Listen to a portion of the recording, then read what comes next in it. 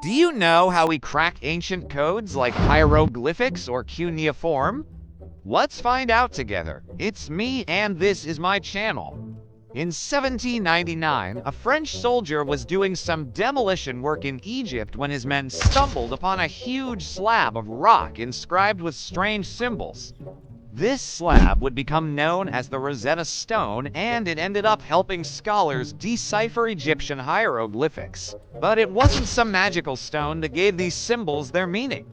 Instead, the Rosetta Stone helped researchers piece together a language by providing them with the key to its grammar. You see, the Rosetta Stone was special because it had the same text written in three different scripts: hieroglyphic, Demotic, and ancient Greek. Researchers knew what the Greek said, so they could match those words to the hieroglyphs and the Demotic script, which was much simpler than hieroglyphics. That gave them a bunch of words and phrases written in hieroglyphics along with their meanings. From there, they could start to figure out the grammar rules. For example, they realized that certain symbols represented sounds that were common in many languages, like the sun or moon. They also figured out that sometimes the shape of a symbol told you something about its meaning. For instance, a bird could fly, so its symbol was usually an arrow pointing up and to the right. But even with all of these clues, it took decades to fully decipher Egyptian hieroglyphics. There was so much to learn about the language. It was like trying to put together a giant puzzle. And even once they knew the language, it took time to learn how to read the texts properly. For instance, unlike our alphabet where each letter makes a sound, hieroglyphics were a logographic script, which means that full words or concepts were represented by a single symbol. This made reading texts really slow since every symbol had to be sounded out individually. So deciphering hieroglyphics was a slow process that required a lot of work and collaboration. No one person came up with all the answers. Instead, knowledge about the language was shared among researchers. They built on each other's ideas and discoveries, slowly but surely figuring out more and more of the language. It was a true team effort, kind of like being detectives working on a case together.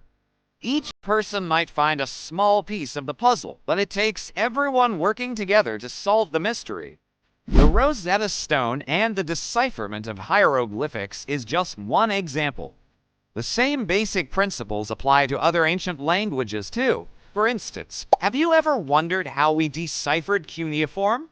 Well, it started in 1802 when George Smith discovered some clay tablets with a bilingual inscription, meaning they had the same text in both cuneiform and in English.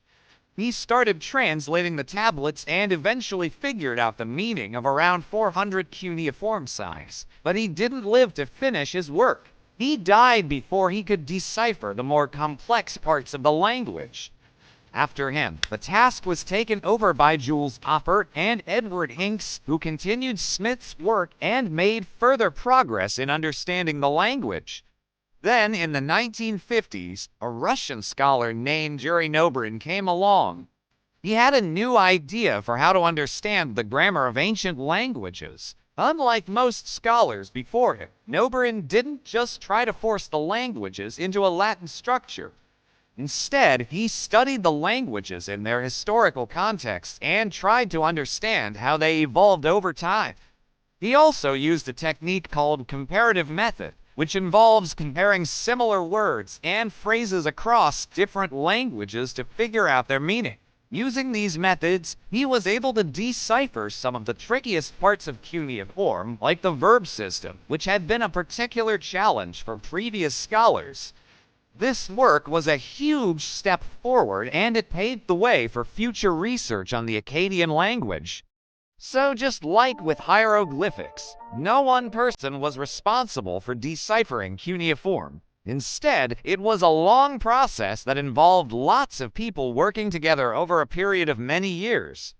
And it's the same with Mayan script too. It took decades of work by many scholars from different countries to fully decipher it. Today, we can use all of these deciphered texts to learn more about ancient cultures. We can read their stories, understand their beliefs, and get a glimpse into their daily lives. It's like being able to talk to people from the past. Thanks to all of the hard work of the researchers, we can continue to learn from these ancient texts, and they continue to amaze us with their beauty and complexity. Thanks for watching. See you next time.